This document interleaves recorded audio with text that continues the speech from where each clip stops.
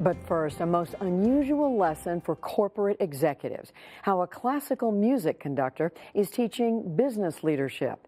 Economics correspondent Paul Salman visits a program where clients learn about the top by visiting the pits, the orchestra pit, that is. Paul has the story as part of our weekly series, Making Sense. A couple of dozen freelance musicians. Many had never worked together before. Some had never even met. They gathered, rehearsed for about an hour, and performed Haydn's Symphony No. 44. Flawlessly. But how can a pop-up organization such as this function like a perfectly tuned machine when so many organizations, including maybe yours, seem dysfunctional? And it makes you wonder, is there any way to use this to bring about collaboration? It made conductor Roger Nierenberg wonder if there weren't a lot musicians can teach business people. And so for over 20 years, he has run the music paradigm, seating executives in an orchestra. Step up here onto the podium and I'll get you a companion. Even inviting them to join him on the podium. You want to find out what are the skills that they use. What can you steal from this orchestra, transplant into your own life, thereby bringing greater success not only to yourself, but to all those who work with you. At the ritzy Mohonk Mountain House Resort in the Catskill Mountains, New York Presbyterian Hospital superstar chief residents were the target audience. These are the most talented young physicians in the country. And we've tended to say, well, they're going to do their own thing, and then we'll deal with all the other people in the hospital. It's a big mistake. Because, says CEO Steve Corwin, they're key executives in a $5.2 billion a year business who may not always appreciate the supporting cast, says Chief Operating Officer Laura Faris. I don't care how good a surgeon you are, you cannot do it on your own. Consider surgeon Steve Lee Kong's wonder and envy at the tacit teamwork here. They sounded like one instrument. If I'm doing an operation and anesthesia team I've never worked with before, it's invariably chaos. So you know what the orchestra did the first thing? They tuned up. You know, if they start playing before they tune up, they're going to be unhappy. Or as the CEO suggested saying to the surgical team, Team, this is our first voyage together. Yeah. Let's talk about how we're going to do this operation. Let's just go through this for 10 or 15 minutes before we start the operation, right? Teamwork. And if not... So I hate to do this to you, but would you mind giving an A, which is just about a quarter of a tone low, for the horns and the oboes and the bassoon? What happens when you have one silo on its own standard and you have another silo on a different standard? So strings, you play on your own pitch the last note. We're playing just one note, and we'll all play together.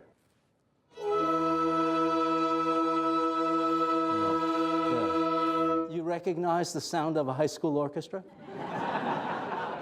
The problem is with the fact that these silos are not communicating across to one another. Elizabeth Stevens is chief resident in that loftiest of silos, cardiothoracic surgery. Snooty, nose in the air, because you're at the top of the pyramid, right? Fair? I will say that this specialty as a whole has been known for that. A specialty in which lack of teamwork actually kills people. I can do a great operation and send the patient to the ICU, and if the ICU is not on the same page as me, we can have some very disastrous outcomes. Even though both sides, the ICU's doing a great job, you did Right. a great job, but if I don't communicate something that I did differently in the OR, such that, you know, that certain patient needs to be managed differently, then we can have disastrous outcomes. So let's play the last note. Make the whole orchestra sound like an organ, one instrument.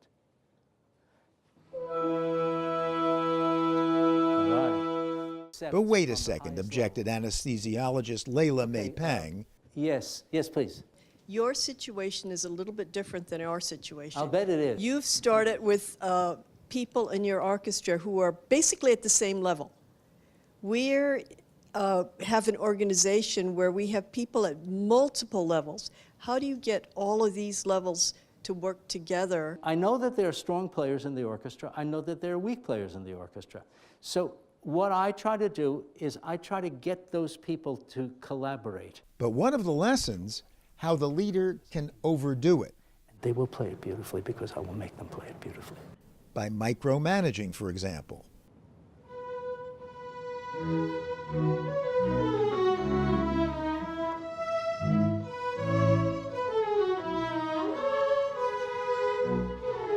Okay, give me the mic.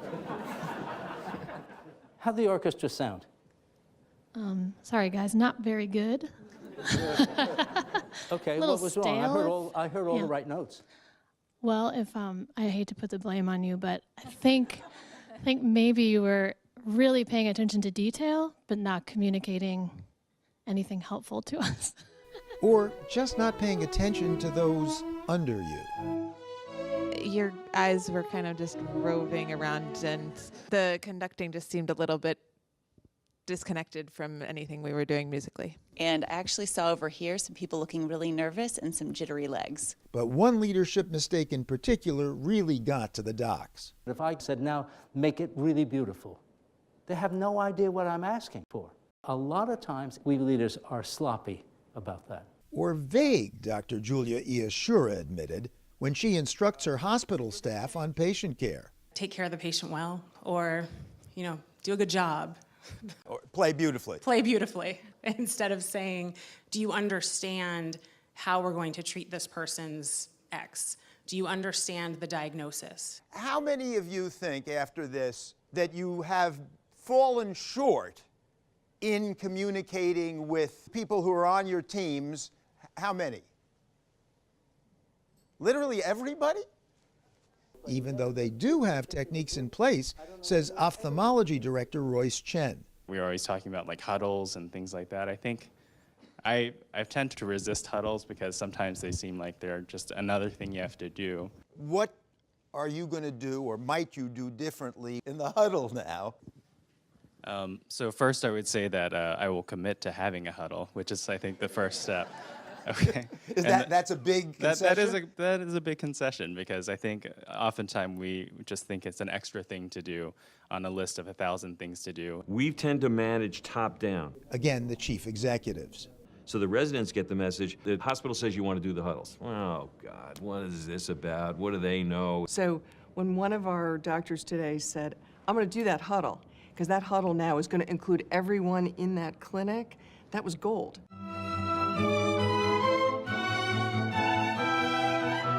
And gold for Roger Nierenberg. That's because it turns out his original business motivation was to help save the dying industry to which he's devoted his life. I saw that the big problem for classical music in America is that we don't have enough audience. I have found a way to enroll people, to get people to feel classical music in a powerful way, in an artistic way. What really matters to me is the extent to which music has gotten through to them. And sticks. Sticks as well as the hospital hopes his business lessons will. For the PBS NewsHour, this is economics correspondent Paul Salman reporting from Mohonk Mountain, New York.